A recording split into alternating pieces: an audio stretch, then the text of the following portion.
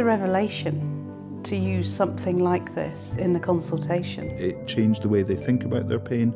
It was an educational tool. It very commonly brought out problems in their lives or their history or their experience of chronic pain in the past that they hadn't really ever considered might be relevant. It focused me on actually what I was coming to the appointment for. I was homing in more on what was bothering me about that. Was it that I was unsure about the diagnosis? Was I worried that I was on the wrong medication? What the toolkit and using that helped me to do was to look much more effectively at the patient's life, how it was affecting them and how I could specifically support them to make changes.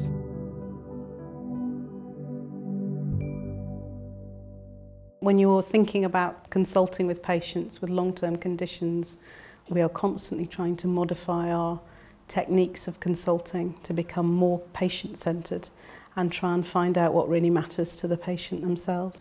Well, I got a booklet away with instructions on how to use the tool, and I had 3 appointments booked with the GP, one every month for 3 months.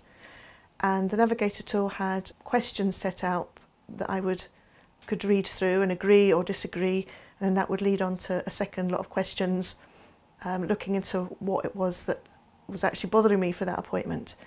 And then I could have a clear idea of what I was seeing the GP about when I went for the appointment. I met the patient for a routine appointment. They were coming to discuss their chronic pain or other long-term conditions or a review of medication, and during that consultation we were able to identify their suitability for using the toolkit. That was, were they interested in that? Did they have other issues that we were clearly not quite getting to grips with?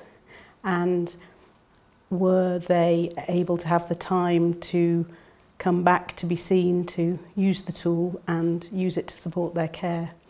And then with that we looked at it together and they took it away to, as it were, do some homework and preparation for their next appointment. I had down that perhaps I didn't understand my diagnosis, so that gave, rather than just coming with a statement that, you know, GP could maybe, where'd you start with that? It then split that into 3 other possibilities.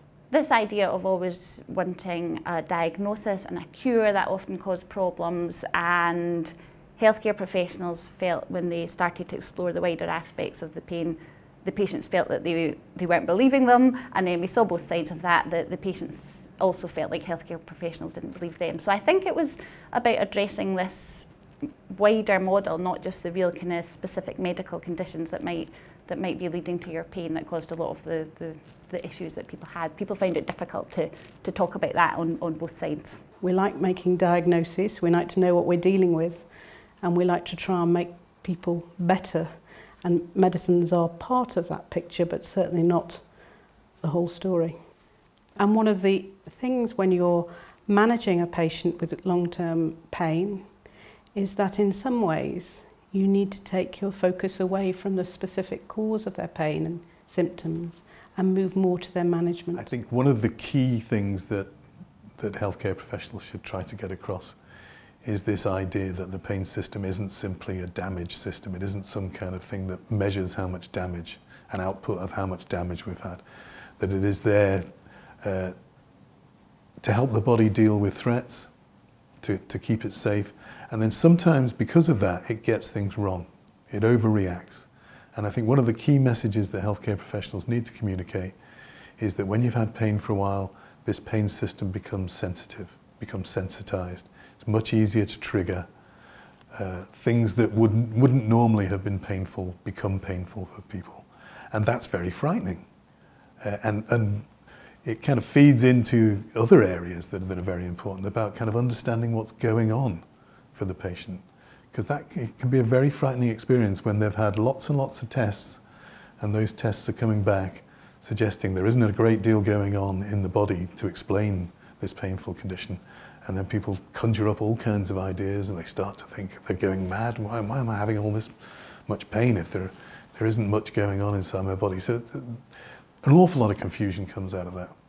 It was over 6 months, and going backwards and forwards for the GP, blood tests, ruling things out.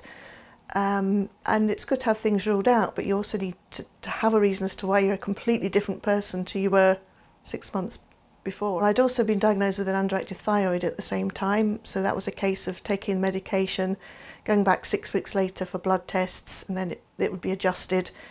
And I had been going backwards and forwards for about 6 months with that, and then eventually the GP said, but you know you've got ME, you know that that's what these symptoms are, and I didn't.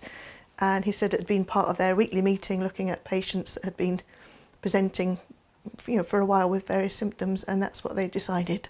It's difficult for the healthcare professional where there is nothing clear in terms of specific diagnostic categories, but that shouldn't prevent a discussion around what is happening to that person's body. And as I often say to patients myself, you know, this is your body, and in many respects you have a right to know in your own words, or in words that you can understand, what is happening. And I think that we, as health professionals working in chronic pain, I think, and in primary care, we know enough now, if not everything, about the nervous system and chronic pain and how it develops, to probably have a better stab at explaining what's going on, even when there's no clear-cut diagnosis. When that is attempted and it's successful, can be so vital, so important as a first step for patients, because not only is it an explanation, it's a validation. It's a validation of the reality of their symptoms, and helps them move on very often from understanding what's going on in their body to how they might actually manage those symptoms. Well, I had my diagnosis of ME, and I was managing better until a couple of years ago, and then it became more pain alongside the fatigue, and I heard a lot about fibromyalgia, and a few people had said mine sounded more like it was presenting now like fibromyalgia, and although they're very similar, it seemed to matter which one it was. When we did the original focus groups as part of the Barriers project, people were saying, you know, it affected their friendships, it affected their working life, it affected their financial situation, all these wide range of things, which typically aren't things that people think to talk about with their doctors or their physiotherapists, but it's all part of, you know, their pain condition that they have. So that was why we wanted to have this big list of concerns and sort of say it's okay to talk about these, and it's okay to talk about these with your GP, and they might not have the answer to these specific concerns, but at least, you know, then it's out there and you can try and find ways to address those problems. So yeah, it was just really trying to encourage appointments to think really widely, because a lot of what we heard from the GPs and other healthcare professionals was, I've only got 10 minutes, I don't have time to talk about all these things, here's a prescription. And regardless of how well bought in they were to supported self-management, that was all they felt like that they had the time to do.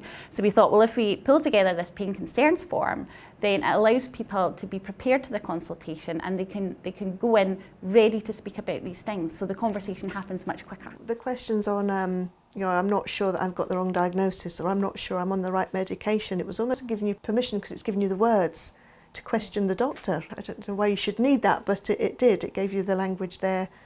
Yes, you're not having to wonder, is it okay for me to question what they've said, because actually it's written here and I can just tick it.